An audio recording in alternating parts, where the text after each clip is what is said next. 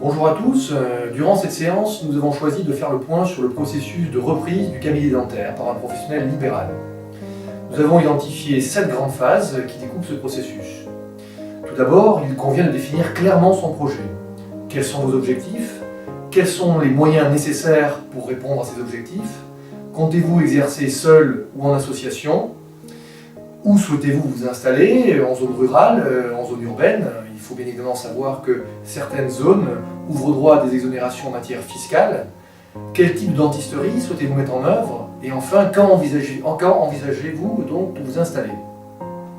Un véritable diagnostic du cabinet cible devra être mis en œuvre afin d'en identifier à la fois les forces et les faiblesses. Ce diagnostic pourra revêtir plusieurs formes. Il devra tout d'abord intervenir sur le plan marketing et commercial. Quelle est la composition de la patientèle du cabinet que vous comptez reprendre? Quel est le potentiel démographique de la zone dans laquelle vous allez pouvoir vous installer? Quel est le niveau de concurrence présent au sein de cette zone? Un de vos confrères va-t-il s'installer prochainement? Ou alors allez-vous être confronté à l'implantation d'un réseau de soins par exemple? Et par ailleurs, quels sont les tarifs pratiqués au sein de cette zone géographique et quel est le pouvoir d'achat moyen donc, de vos patients potentiels? Ce diagnostic devra être également complété sur le plan des ressources humaines. Effectivement, il faut savoir que lorsqu'on rachète un cabinet, l'article L122.12 du Code du travail prévoit un transfert automatique des contrats de travail de l'ancien professionnel vers votre cabinet. Donc il faut donc être vigilant par rapport au personnel qui devra être repris dans le cadre de cette transmission de cabinet dentaire.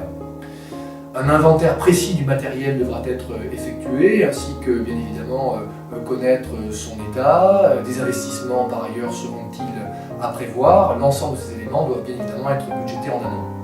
Sur le plan immobilier, il en est de même, en fonction de la qualité du local, en fonction effectivement de son état, les travaux de rénovation devront plus ou moins être engagés. Parmi les autres points que comporte également ce diagnostic de reprise, il faut bien évidemment prendre en considération une analyse économique et financière complète du cabinet que vous serez amené à reprendre. Ce cabinet est-il dans une phase de progression, dans une phase de régression? Pour cela, vous devez bien évidemment analyser la rentabilité passée de celui-ci en récupérant les 3 dernières liasses fiscales et les 3 derniers états financiers du cabinet dentaire afin d'en comprendre les principaux flux et les principaux sols intermédiaires de gestion. Quelle est la rémunération effective du cabinet dentaire actuel? Qu'est-ce que le cabinet offre comme rémunération à ses associés? Selon là aussi que votre prédécesseur exerce à titre individuel, en CELARL ou alors en société civile professionnelle, des retraitements économiques, financiers, sociaux et fiscaux doivent être menés. Quel est le taux d'endettement également du cabinet? Quels sont les contrats de leasing en vigueur au sein de ce cabinet? Et puis par ailleurs, quels sont bien évidemment les principaux partenaires qui gravitent autour du cabinet? Je veux bien en parler des fournisseurs, des conseils, afin effectivement d'envisager une poursuite ou non des collaborations envisagées. La troisième étape qui est essentielle de savoir effectivement ce que vous allez être amené à racheter. Est-ce que vous allez racheter un fonds libéral ou bien des parts de société? Le fonds libéral, c'est quoi? Il s'agit bien évidemment de la patientèle, il s'agit du matériel, il s'agit également d'un élément important qui est le droit au bail. Parmi les éléments effectivement essentiels à récupérer auprès du conseil ou du professionnel libéral, de votre prédécesseur, il s'agit bien évidemment du bail. En fonction de la nature du bail professionnel, bail commercial, il existe effectivement des particularités, les modalités de résiliation, de révision du loyer sont effectivement particulières, donc il faut, et c'est important, anticiper ce point. Si vous êtes amené effectivement à racheter des parts de société, sachez que à travers la reprise de ces parts, vous allez à la fois reprendre l'actif du bilan de la structure de votre prédécesseur, mais également ses passifs. Et généralement, en fonction du profil du précédent professionnel, une clause de garantie de passif pourra être négociée avec celui-ci afin de pouvoir prendre en considération des passifs passés, non déclarés à la date de reprise, mais qui pourraient effectivement intervenir après cette reprise et qui engagerait bien évidemment des sorties de trésorerie significatives de votre part. Je vais bien sûr faire référence à un litige prud'homal avec un salarié, des heures supplémentaires qui n'aurait pas été déclaré ou tout litige éventuel avec un fournisseur ou un partenaire de l'entreprise. Autre étape, autre point essentiel, il s'agit bien évidemment de fixer un prix. Alors là encore une fois, il faut bien distinguer la notion de prix et la notion de valeur. Pour paraphraser un businessman américain bien célèbre, que vous connaissez probablement, Warren Buffett. Warren Buffett dit la chose suivante: Price is what you pay, value is what you get. Donc le prix, bien évidemment, est ce que vous payez, et la valeur est ce que vous obtenez. Mais d'une façon générale, il existe une règle d'or en la matière. Une affaire, quelle qu'elle soit, que ce soit un cabinet dentaire ou une autre, ne vaut que par les cash flows, que par les flux de trésorerie qu'elle est susceptible effectivement de dégager après paiement des passifs, à savoir des emprunts éventuels. La cinquième étape, qui est une étape importante, puisque elle fait intervenir dans la plupart des cas un partenaire financier, à savoir une banque, il s'agit d'élaborer un plan de reprise. Un plan de reprise, c'est quoi? C'est un prévisionnel, avant tout financier et commercial, qui est censé reprendre l'ensemble des hypothèses que vous aurez vous pensé en amont et qui sous-tend bien évidemment l'accord du prêt bancaire. Donc c'est une étape, je dirais, qui est importante. Elle n'est pas uniquement réalisée pour le banquier, elle est aussi faite pour vous et pour tester, je dirais, d'un point de vue fiscal et social, les conséquences du choix juridique que vous aurez effectué dans le cadre de la reprise du cabinet dentaire.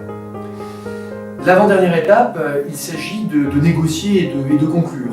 C'est une phase au cours de laquelle, je dirais, vous devez faire preuve de beaucoup de psychologie.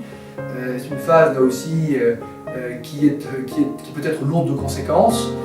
Il faut savoir une chose, bien évidemment, c'est que pour un professionnel médical, pour un chef d'entreprise en général, transmettre, c'est aussi un peu disparaître. Donc il existe, comme vous pouvez vous en douter, une pression assez forte dans ce cadre effectivement de processus de transmission de cabinet. Parmi les facteurs clés de succès que nous avons pu identifier, il y en a quelques-uns qui sont de bon sens, je dirais. À vous effectivement de contribuer à créer un climat de confiance avec le cédant. Essayez si possible de vous mettre à la place de celui-ci, comme je l'évoquais tout à l'heure, il est dans une phase de transmission, mais également d'arrêt de son activité, ce qui sur le plan symbolique représente quelque chose d'important pour lui et de psychologiquement pas facile à gérer. Essayez de faire preuve d'empathie, essayez de faire preuve d'écoute tout au long de ce processus. Mettez en avant les faiblesses que vous avez pu identifier dans la phase de diagnostic de reprise du cabinet dentaire et surtout, ne vous précipitez pas, prenez votre temps, le temps joue toujours en faveur de l'acheteur. La dernière étape consistera à prendre de façon efficiente les rênes du cabinet dentaire. Pour cela, il vous faudra communiquer de façon habile avec vos patients, avec votre partenaire, avec l'ensemble de vos partenaires, avec vos fournisseurs, avec votre banquier. C'est un point essentiel. Rester replié sur soi-même n'est pas la bonne solution. Et enfin, conformez-vous à votre plan stratégique, le plan initialement défini, que j'évoquais en début de cet exposé. En conclusion, d'une façon générale, je crois qu'il faut, là encore une fois, anticiper, mûrir et réfléchir suffisamment en amont son projet pour que celui-ci soit une réussite. Le process de reprise d'un cabinet dentaire, le process de reprise d'un cabinet médical d'une façon générale, comme de toute entreprise, est un processus qui fait appel à de multiples compétences en matière juridique, en matière fiscale, en matière financière, mais également d'un point de vue technique. Donc sachez vous entourer. Je reste bien sûr à votre disposition pour toute information complémentaire. N'hésitez pas à me contacter. À bientôt.